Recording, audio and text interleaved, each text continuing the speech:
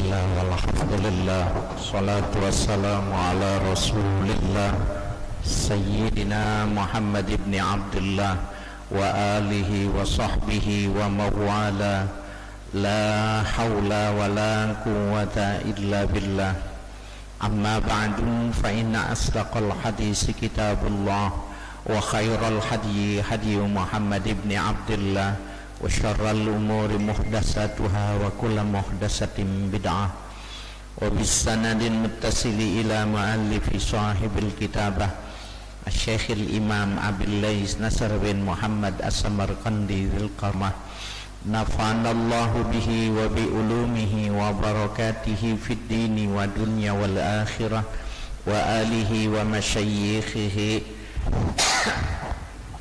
wa masyayikhina wa usulina wa li futuhil ilmi wal hikmah wa ja'alana minal ladzina yastami'una al-qawla fayattabi'una ahsanah wa ya'maluna al-khairati fahtasabah wa ila hadratin nabi Muhammadin sallallahu alaihi wa alihi wa sallam al-fatihah. A'udzu billahi minasy syaithanir rajim. Bismillahirrahmanirrahim. Alhamdulillahi rabbil alamin Ar-Rahmanir Rahim Maliki yaumiddin Iyyaka na'budu wa iyyaka nasta'in Ihdinas siratal mustaqim Siratal ladzina an'amta 'alaihim ghairil maghdubi 'alaihim waladdallin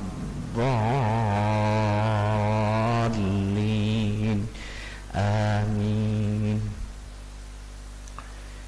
Bismillahirrahmanirrahim. Qala al-muallifu rahimahullah dzukira fil khabari anna mu'minan wa kafiran fi zamanil awwal intalaqa yusayyidanis samaka fa akhadhal kafiru yazkuru alihatahu fama rafa'a sabkatahu hatta akhadha samakan kathiran wa ja'alal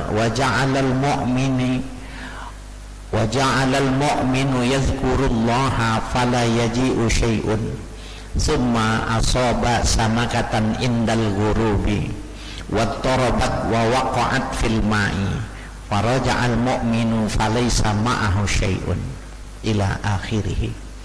Bapak ibu-ibu, ini menarik untuk dibicarakan ya, ketika kondisi kita yang dalam semacam ini kadang-kadang kita membanding-bandingkan antara rezeki kita dengan rezeki orang lain. Zikira fil khabari, disebutkan di dalam hadis anna mu'minan wa kafiran fi zamanil awwala, ada orang mukmin dan orang kafir di masa awal-awal ya, intalaqa yusayyidanis samaka, keduanya bergegas dari rumah ya, berburu mencari ikan ya, mengail, memancing ikan. Fa'akhadhal kafiru yazkuru alihatahu, maka mengambil orang-orang kafir ketika dia mendapatkan ikan yang dipancingnya itu, yazkuru alihatahu, disebut-sebut nama Tuhannya ya, bersyukur dia kepada Tuhannya.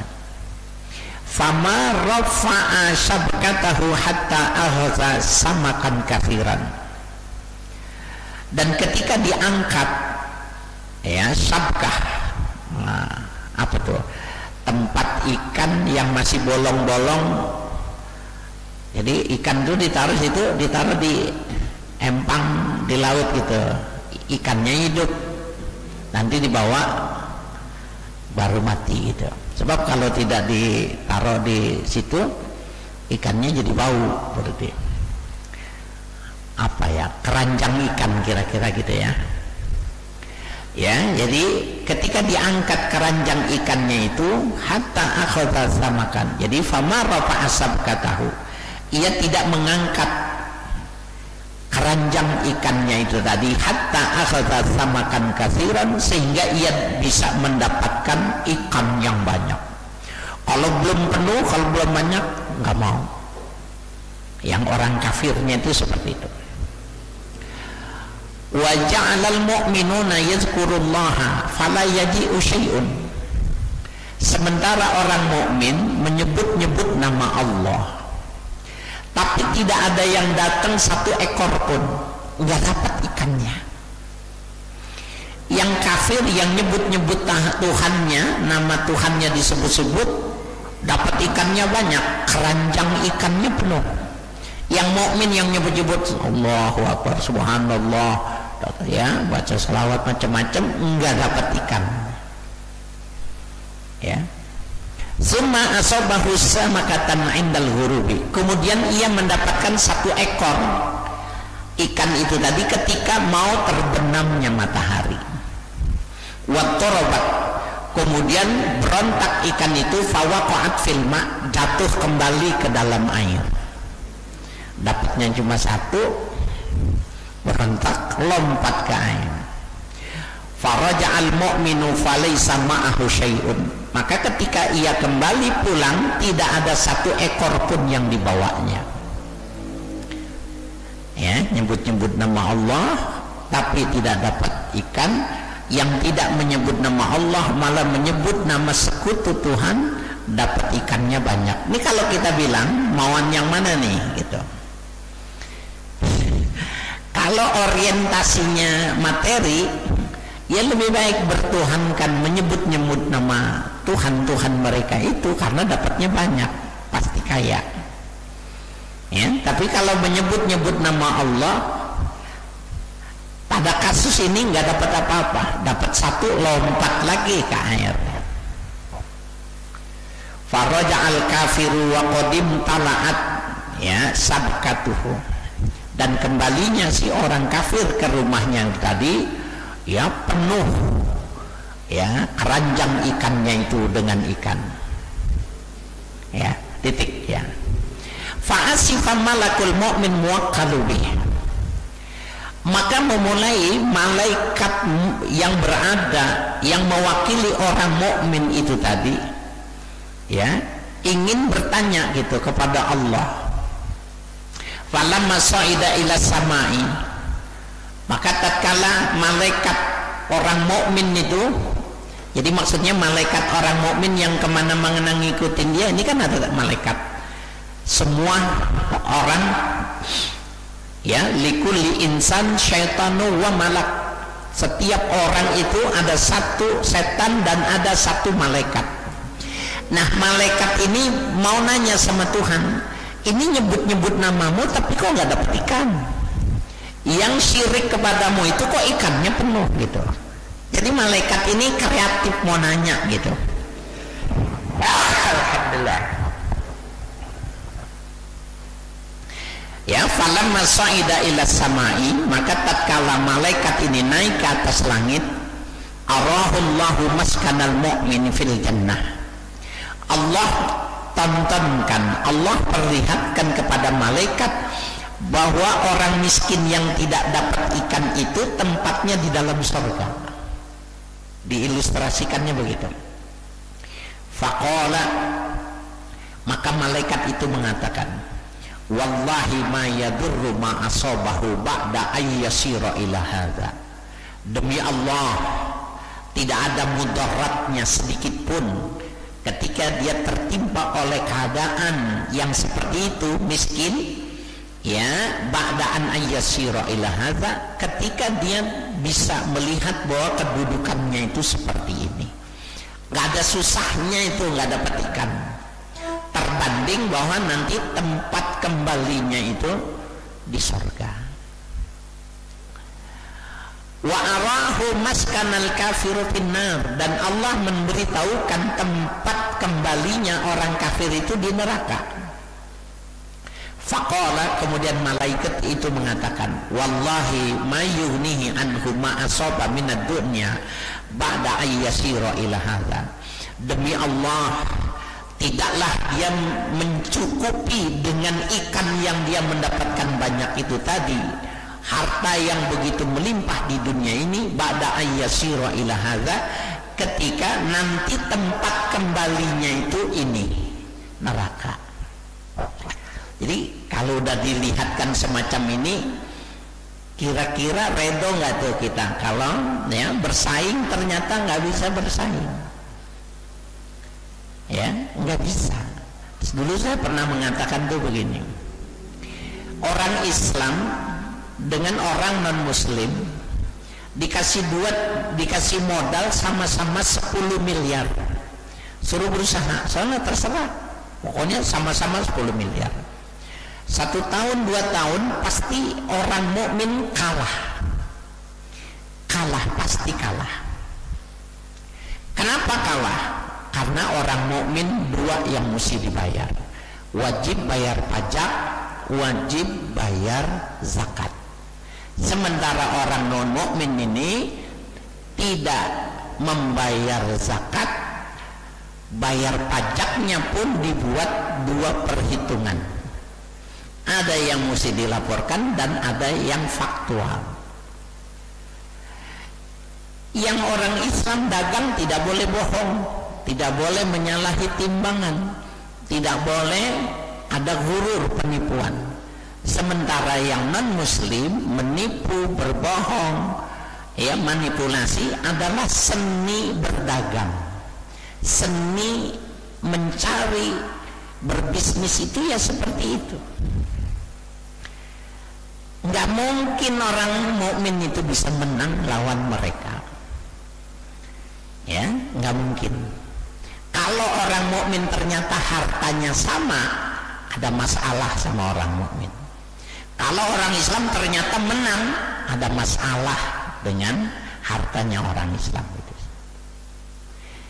Nah itu jadi Bapak saya sekalian yang berbahagia, hidup itu udah pada dalam pilihan. Dan ketika Allah memilihkan untuk kita yang semacam ini, nggak ada lagi kecuali bersyukur. Ini udah paling bagus. Tapi kan nggak enak jadi orang miskin. Berapa lama nggak enaknya? Seumur kita 60 tahun, 70 tahun, 80 tahun, 90 tahun, 100 tahun dah paling lama gitu. Cuma 100 tahun, tapi kehidupan berikutnya itu enak, tenang, damai, tanpa ujung.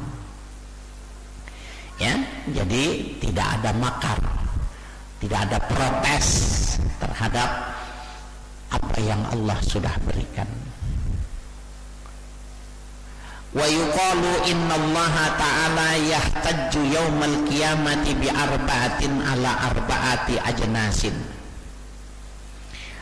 Maka dikatakan sesungguhnya Allah Ta'ala akan berhujjah nanti di hari kiamat, ya, dengan 4 hal, ya, terhadap 4 jenis. Allah berhujjah artinya Allah meminta pertanggungjawaban kepada 4 jenis, ya, 4 kelompok, ya. Yuhtajju 'alal aghniyai bi Sulaiman bin Dawud alaihi wassalam. Yang pertama, Allah berhujjah, Allah berargumentasi kepada orang-orang kaya yang disandingkan kepada Sulaiman bin Daud alaihi salam. Ana orang kaya, dipanggil orang kaya, dipanggil Nabi Daud alaihi salam, Sulaiman bin Daud alaihi salam. Fa iza qala al-ghani, apabila orang kaya itu mengatakan, al-ghani syaghalani an ibadati, kekayaanku inilah yang menyibukkan aku dari melakukan ibadahku kepadamu ya Allah.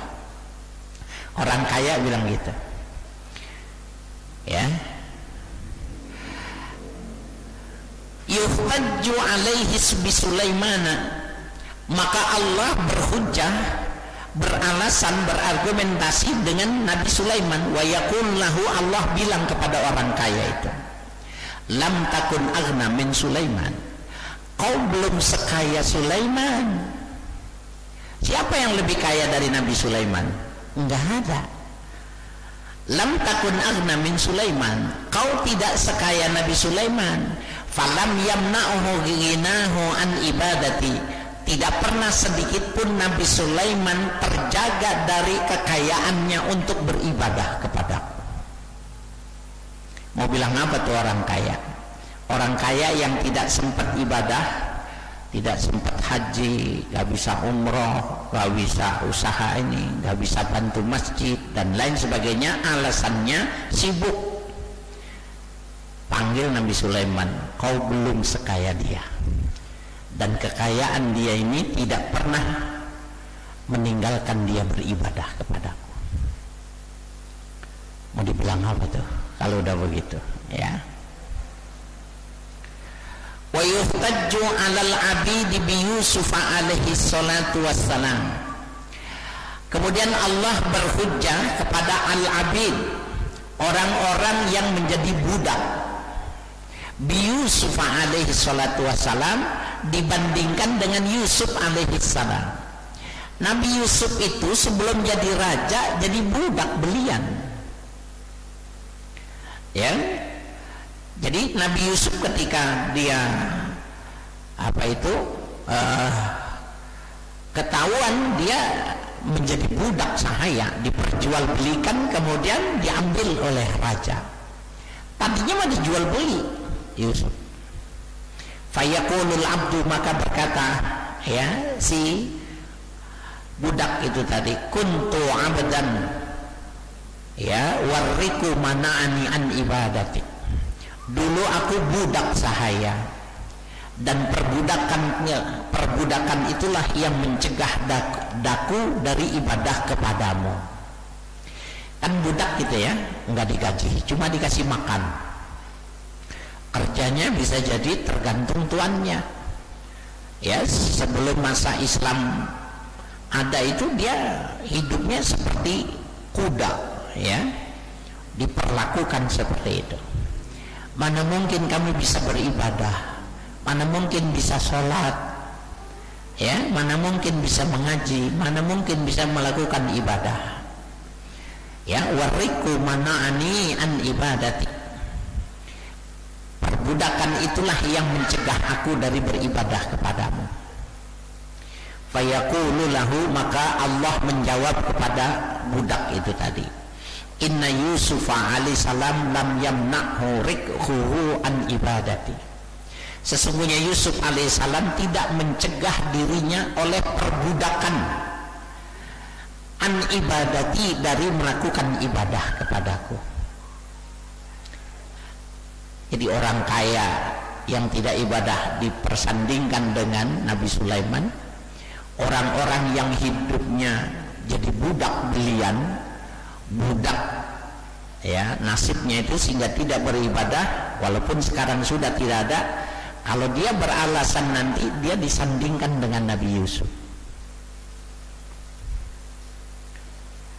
Wa anil fuqara'i bi Isa alaihi salatu wassalam, dan Allah mengambil hujjah kepada orang-orang miskin dibandingkan dengan Nabi Isa alaihi salatu wassalam. Fayaqulul fakir, maka berkata orang-orang miskin, inna hajati mana'atni an ibadati. Sesungguhnya kebutuhan hidupku lah yang mencegah aku dari beribadah kepadamu. Gak cukup ya Allah, buat makan saja aku mesti bekerja 12 jam, nambah ini nambah itu pun belum tentu bisa ngurusi untuk keluarga, untuk istri, sehingga aku tidak sholat, tidak beribadah. Minta dispensasi ini orang miskin, termasuk kita. Banyak yang kita tidak lakukan alasannya karena susah, karena kemiskinan. Fayaqul, maka Allah mengatakan kepada orang miskin itu tadi, anta kunta ahwaju am Isa. Engkau dulu orang yang sangat butuh dengan kehidupan atau Nabi Isa? Miskinmu sama Nabi Isa miskinan mana? Kata Allah. Wa Isa lam yamna'hu faqruhu an ibadati. Sementara Isa tidak mencegah kemiskinannya dari beribadah kepadaku. Gak ada alasan ya bagi kita itu untuk tidak melakukan ibadah.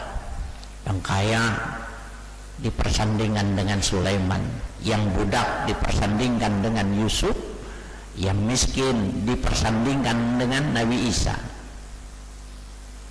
Subhanallah ya. Wa alal maradi bi Ayyub alaihi salatu wassalam. Dan orang-orang yang sakit, yang tidak beribadah karena sakit, disandingkan dengan Ayyub, Nabi Ayyub alaihi salatu wassalam. Fayakulul marid, maka berkata orang yang sakit, mana anil maradu an ibadati. Sakit inilah yang mencegah diriku dari beribadah kepadamu. Biasanya orang kalau sakit begitu, sakit seminggu tidak ibadah seminggu, dan dia beralasan Allah juga tahu, Allah juga paham, Allah juga memberi rukhsah ya. Sakit sebulan tidak ibadah, padahal cuma ya bisulan, cuma sakitnya enggak ada yang besar ya. Jadi mana anil maradu an ibadati. Sakitku inilah yang mencegahku dari melakukan ibadah kepadamu ya Allah.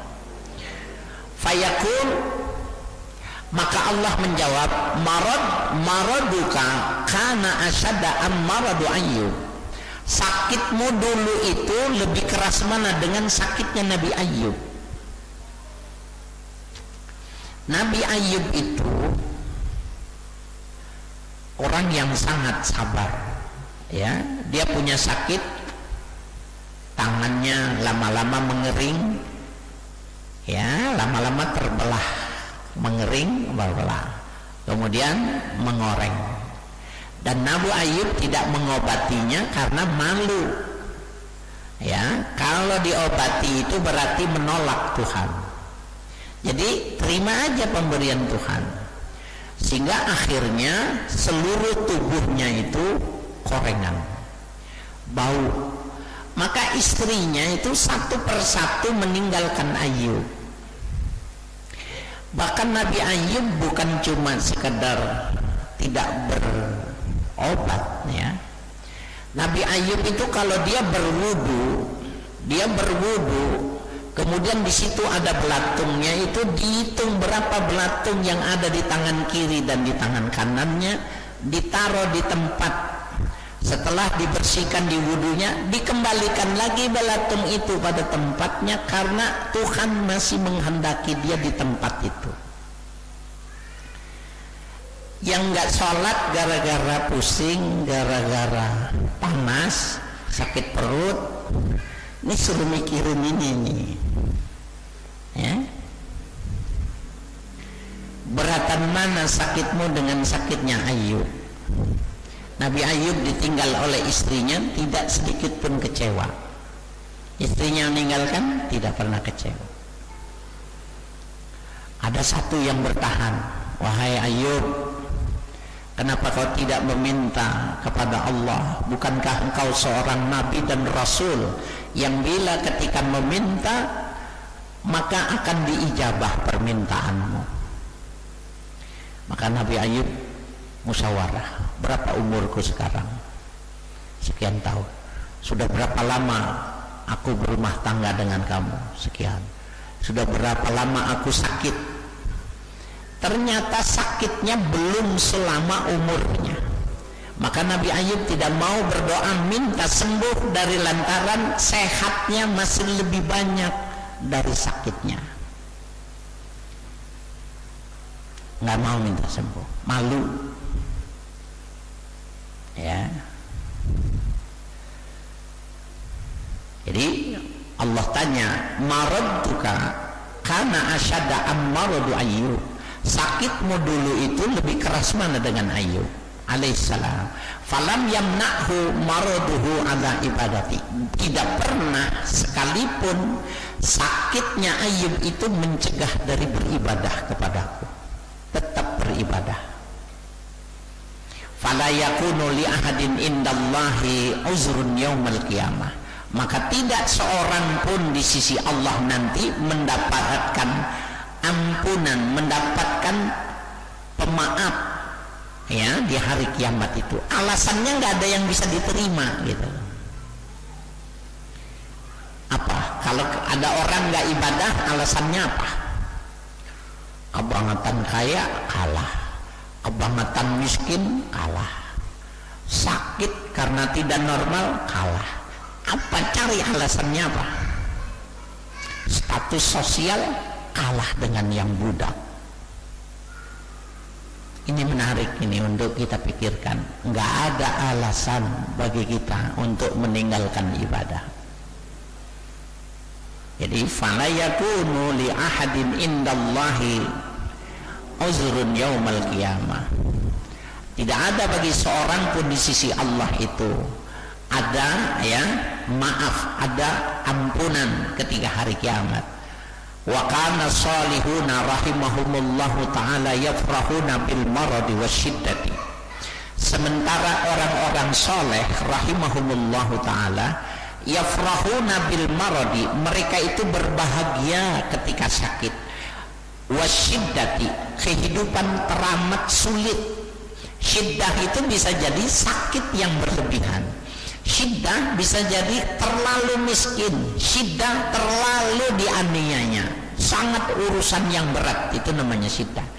Orang-orang soleh senang berbahagia kalau dia mendapatkan musibah. Nah pertanyaannya, kenapa kita nggak senang? Berarti ada kesalahannya nih. Di mana letak kesalahannya?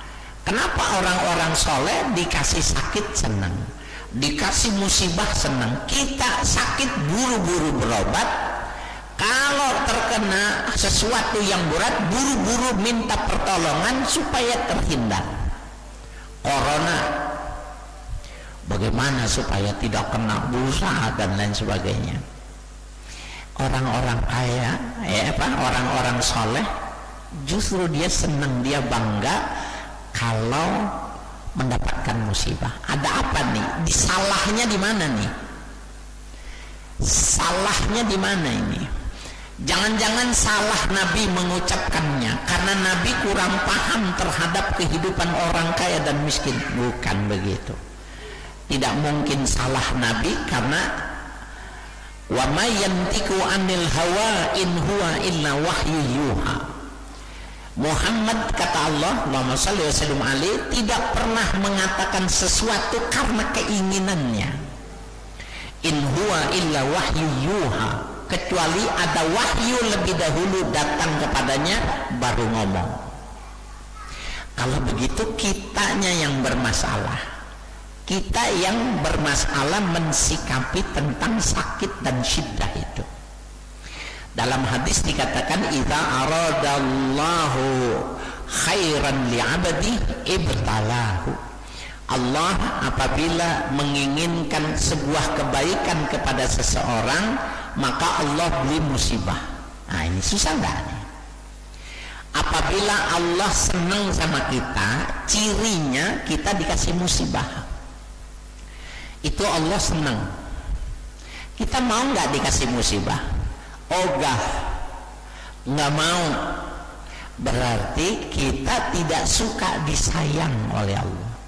Itu kesalahannya.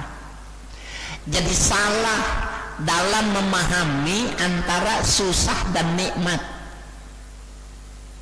Salah. Sehingga ada sebuah hadis, ya, laisa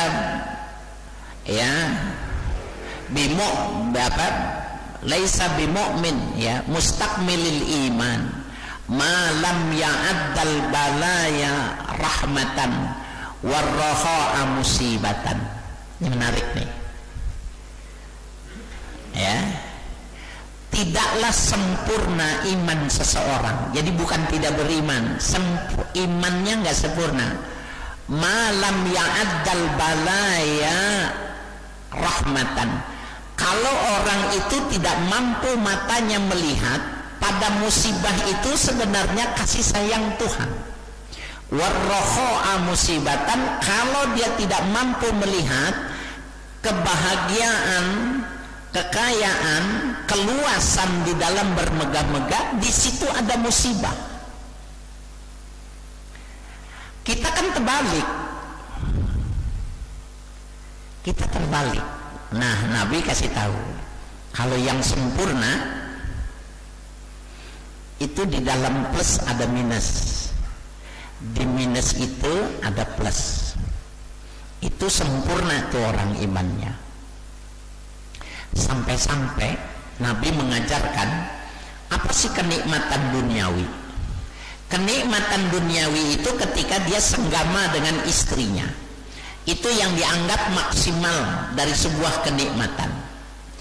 Itu kan enak, itu kan maksimal. Di situ ada musibah. Apa musibahnya? Anaknya bisa jadi musibah. Kalau begitu berdoa. Kenikmatan itu bisa membawa musibah. Lalu bagaimana supaya tidak kena musibahnya punya anak? Baca bismillah. Cuma baca bismillah doang. Bismillahirrahmanirrahim. Lebih bagus lagi, Allahumma jannibna syaitan wa jannib syaitana ma razaqtana. Ya. Jadi di dalam kenikmatan itu ada musibah. Jadi harus menghindar. Tetapi di dalam musibah itu ada karunia. Kenapa? Tuhan senang. Jadi seakan-akan gini, kalau dipegang kepala kita sama Tuhan, itu berarti Tuhan sayang. Tapi kita pilihannya dua, hidupnya melarat atau sakitnya keras. Mau nggak dipegang sama Tuhan kepala kita? Ya, jadi ini menarik, ya, menarik. Cara pandangnya yang kita belum punya. Jadi kita sudah beriman kepada Allah, sudah. Kita sudah beribadah kepada Allah, sudah. Tapi cara pandang kita belum ketemu, frekuensinya belum sama. Allah memandang sesuatu dengan kita memandang sesuatu. Ternyata orang-orang soleh tadi dikatakan yafrahuna bil maradi wasyiddah. Mereka orang-orang soleh itu berbahagia ketika diberi sakit dan ketika ya mendapatkan sesuatu yang sangat berat dalam kehidupan. Kenapa? Karena frekuensinya sama. Nah, menyatukan frekuensi pemahaman itu yang menjadi sangat penting. Gambaran tadi sederhana. Apabila Tuhan memanjangkan tangannya ke seseorang itu, diusapnya kepala seseorang, itu berarti Tuhan sayang kepada dia, dan itu maknanya sakit atau urusannya berat. Kalau orang kaya pegang kepala anak yatim, itu berarti dapat uang atau dapat hadiah. Allah pegang kepala seseorang, tanda sayangnya sakit atau musibah berat. Kita tanya sekarang, mau nggak dipegang kepala kita sama Tuhan? Nah, frekuensi yang tidak sama pasti menolak. Tapi frekuensi yang sudah sama, dia akan mengatakan, ya, raditu bima jaa anillah. Aku ridho apa saja yang Allah datangkan untukku.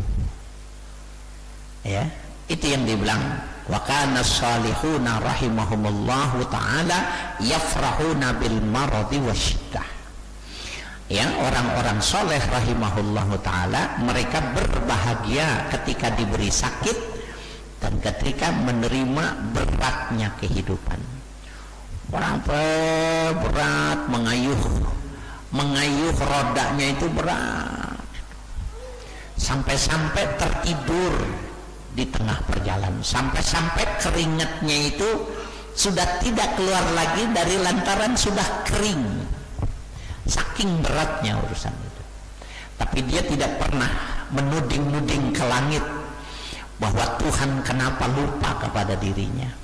Jangan-jangan Tuhan melupakan dirinya. Tidak pernah. Li ajli anna fihi kafaratun lidzunub, oleh karena di dalam kasih sayang Tuhan itu kafaratun lidzunub, ada penghapus dosa. Jadi kalau kita sakit nih, berapa lama sakitnya? Seminggu, 2 minggu, itu berarti ada dosa kita yang sudah dihapuskan. Urusannya berat benar. Jangan melakukan kesalahan.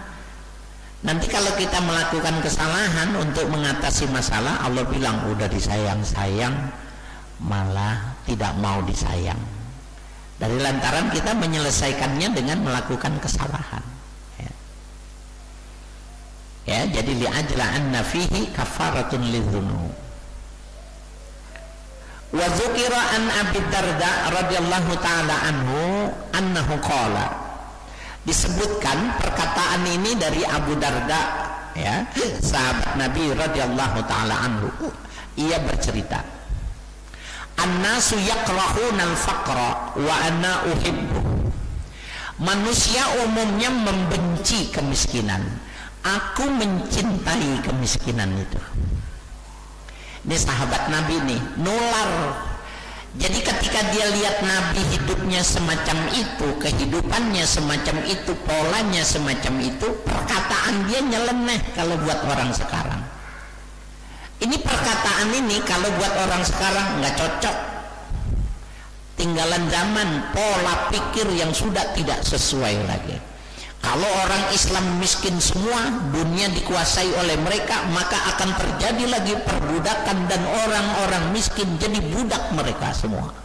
Kita tidak bisa menerima pola pemikiran yang sudah tidak sesuai lagi dengan kondisi sekarang. Itu rasionalisme dari sebuah pemikiran akan begitu mengatakan. Tapi Abu Darda mengatakan tidak seperti itu. Ya, annasu yakrahuna al-faqra wa ana uhibbu. Manusia umumnya tidak menyukai kemiskinan, aku cinta kepada kemiskinan. Wa yakrahuna al-mauta wa ana uhibbu. Seluruh manusia itu tidak suka dengan kematian, aku cinta dengan kematian. Jangankan nanti, kalau sekarang disuruh mati, sekarang aku mati. Hebat. Kan sama-sama umat Nabi Muhammad, sholatnya kan sama jumlahnya, keimanannya kan sama, kenapa polanya berbeda? Ya, subhanallah. Wa yakrahuna as-saqama, manusia umumnya tidak menyukai sakit. Wa ana uhibbus saqam, dan aku menyintai sakit. Takfiran li khotoyaya, karena menjadi penghapus segala dosa-dosa saya. Ini apa boleh dibalik? Kalau kita sakit berarti dosa kita udah kebanyakan, bisa jadi. Atau yang kedua, kalau kita tidak sakit berarti bukan berarti tidak ada dosa, tetapi Tuhan tidak mau memanjangkan tangannya memegang kepala kita.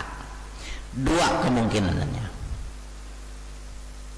karena kita tidak berdosa, atau Tuhan yang tidak mau memegang kepala kita. Nauzubillah. Wa uhibbul faqra, aku menyintai fakir, tawadu'an li rabbi, ya, karena tawadu kepada Tuhanku. Wa uhibbul mauta istiyaqan ila rabbi, dan aku menyintai kematian itu istiyaqan ila rabbi, dari lantaran aku rindu kepada Tuhanku. Subhanallah. Ya. Wa ruwiya an Ibnu Mas'udin radhiyallahu anhu wallahu a'lam.